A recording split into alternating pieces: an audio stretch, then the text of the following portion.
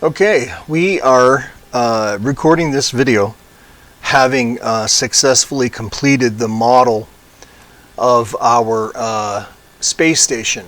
Now, one of the things I wanted to say immediately is that the design of this station is also such that it can be changed. The walls, the hallways and such can be changed in their orientation to create the layout of a starship.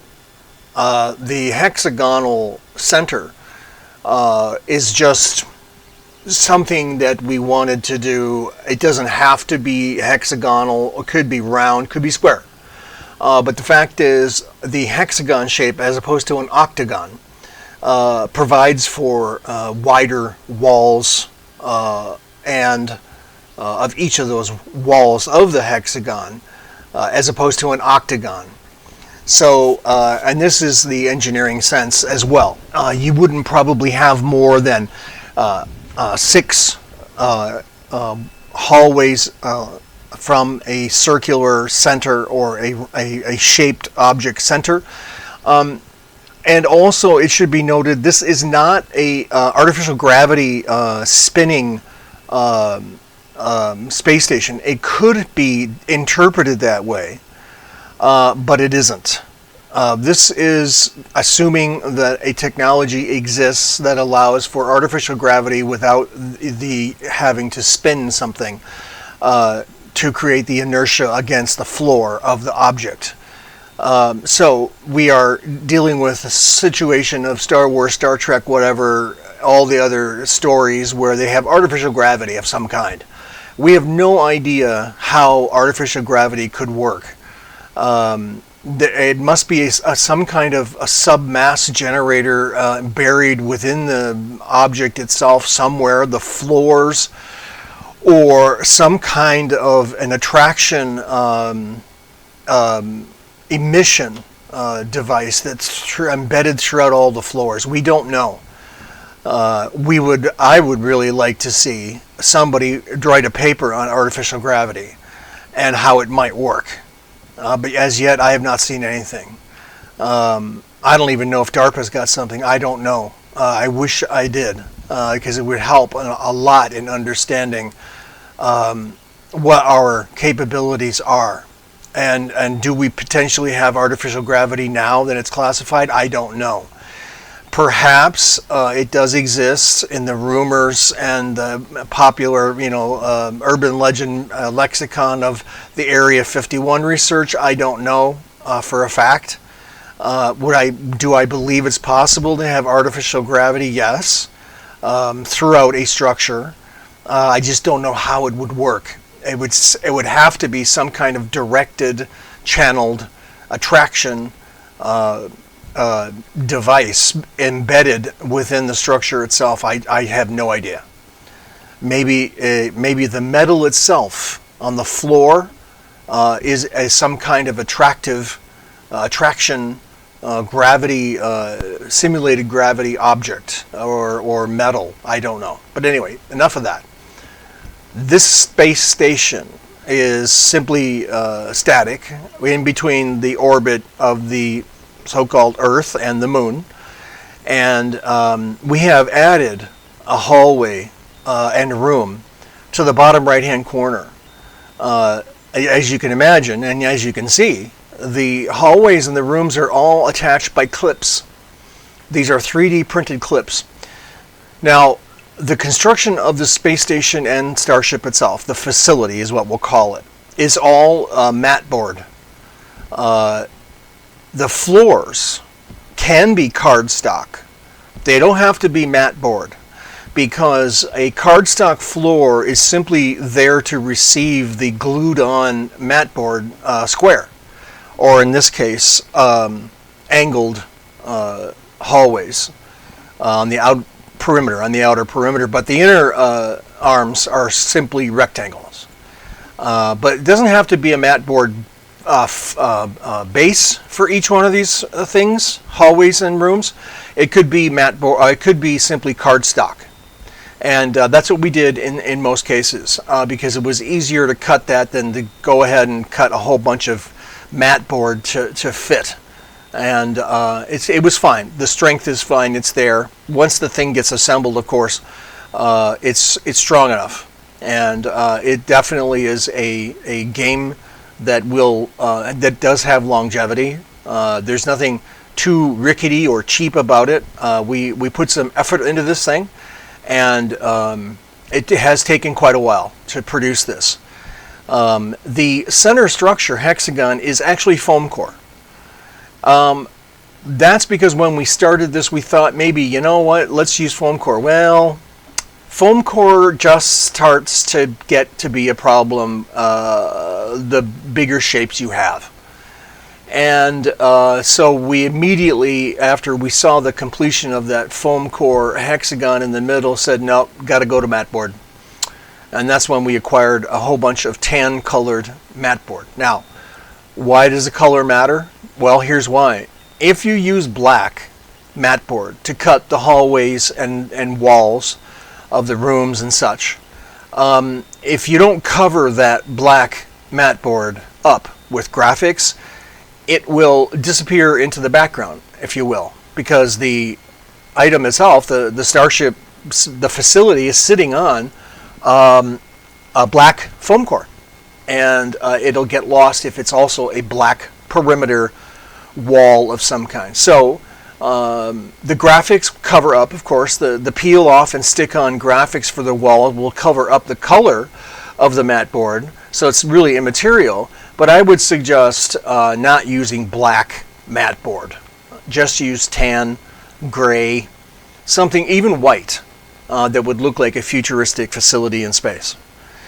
Okay, so that's the construction of all this. Also on the upper left, you'll see we added a girder structure and a platform. That's because we thought that such a thing might exist. And we see that in the International Space Station now. There is a girder structure reaching out from the space station, holding onto something, objects, props, in this case, communications equipment, and a torpedo launcher. At least that's where the torpedo would be launched from. And by the way, does this space station have defenses? Well, none are planned, but certainly every one of these square rooms could have a portion of it peeking out or constructed into it of a turreted 180 degree, maybe 90 degree arc turreted weapon. Would it be crew served? Could be. Or computer controlled? Yes. Or Android? Absolutely. It could also just be, robotic, controlled from the central control center in the middle, that hexagon box. So yes, this thing can be said to be self-defending, and anything approaching that is hostile is definitely going to be fired upon, and it's probably going to be defended very well. So we would imagine that the weapons on this thing would be substantial, because there's no reason for it not to be. Certainly, even though the game scenario might call for the establishment of a torpedo launching tube on that external platform, certainly torpedoes can be launched from anywhere on the space station. From the roof, the ceiling, the floor, doesn't matter. I mean, the basement, it doesn't matter. So we just thought it would look cool to have this girder out there and have it be part of a scenario or a card, because in the game all the missions for the player characters are card driven. So one of the scenarios is you have to get out there, so you have to have a spacesuit. You get out there and you establish or repair a communications satellite or device, or launch a communications satellite or a satellite, or you establish a torpedo tube out there. So that's the cards of missions that drive this whole thing. And in this particular case, you can't really see the background star pattern that we've put on this black foam core, but it did turn out pretty well. It's just black foam core, and we put because we have an ink pen that's white ink. We went ahead and put a whole bunch of little stars out there. And as a matter of fact, we had also a highlighting pen, a marker, that was fine tip enough, and then it was yellow and or green, and something of that nature. So those look like, colorful planets. So you can't really see it from this perspective. It's too far away, but that star pattern is on there, and it looks pretty nice.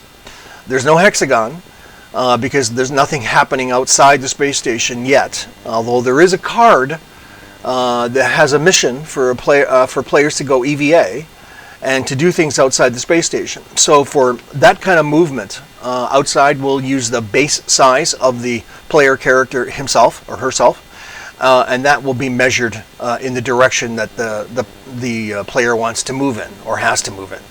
And it's true, there are external airlock entryways. There are a couple of, there's a shuttle bay as well, probably, not sure which one of these is the shuttle bay. Bottom left-hand corner maybe, I can't tell the number actually. 16, block 16 I think is the shuttle bay, and then there could also be a fighter bay, fighter starcraft bay. But the rest of them are, as you can imagine, sick bay, master control room in the middle, cargo bay, botany bay, so botanical and or science bay or block, and then there is of course a sick bay and a mess hall. And now where do all the people sleep? Well, I assume because we've dedicated the squares to rooms, that the sleeping chambers of the people on the space station are just not shown. They're probably on a different level, which is where they would be. So this is the working level, the operational level. Why do those hallways even exist? Well, the hallways themselves are research and development and equipment rooms. They're not just hallways connecting block to block. They actually are functional rooms as well. And so therefore you can imagine there's a whole bunch of opportunities here for all different kinds of stuff. Like we said, the botany or botanical, there's a vegetation, there's geological, there's astrophysical, so there's all kinds of things that are possible in these hallway rooms. All right, so that's where we're at. That is the completion of the space station.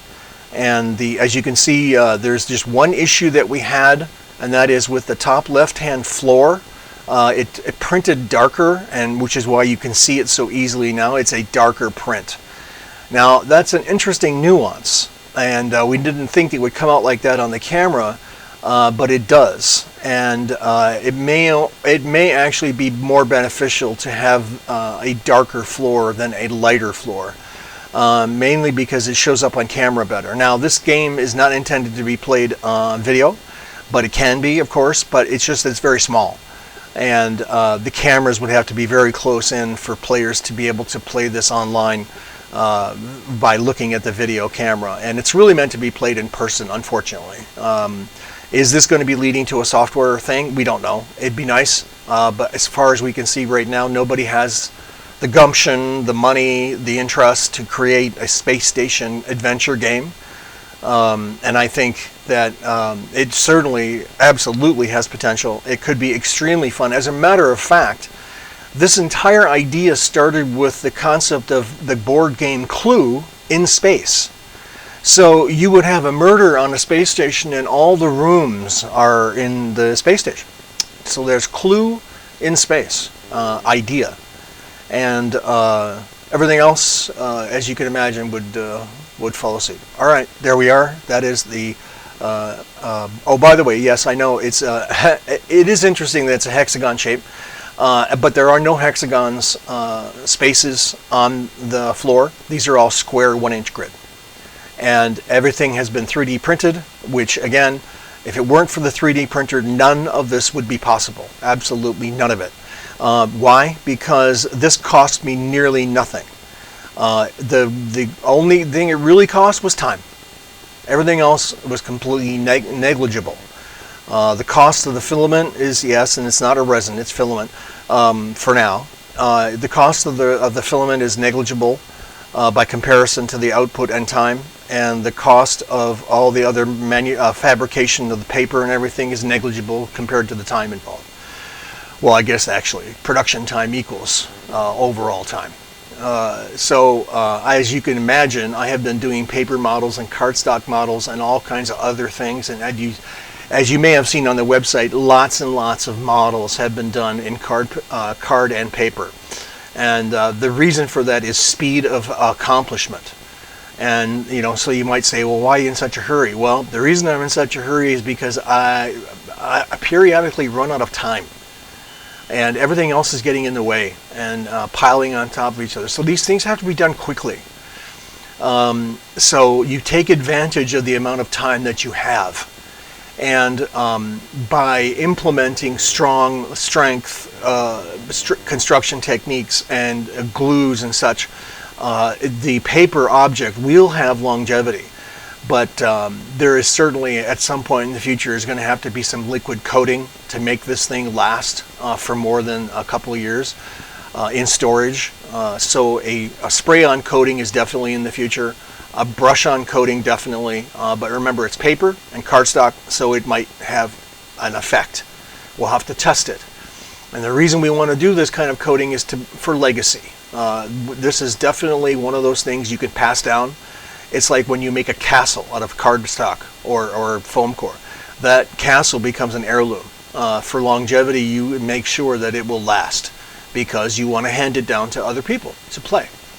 And when I'm long gone, I hope the stuff that we're working on here will be passed down or replicated by anybody who wishes to replicate the accomplishments.